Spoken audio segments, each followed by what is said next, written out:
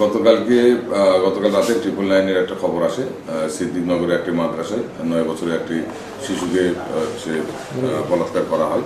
এই সংবাদের ভিত্তিতে আমরা সেখানে যাই এবং ঘটনার সত্যতা পাওয়ায় আমরা সংশ্লিষ্ট অভিযুক্ত হুজুরকে আমরা আমাদের হেফাজতে নেই এবং এই সংক্রান্ত শিশুটির বাবা একটা এজাহার দায়ের করলে আমরা সেটা মামলা নেই এবং আসামিকে আমরা আজকে কোর্টে পাঠাই।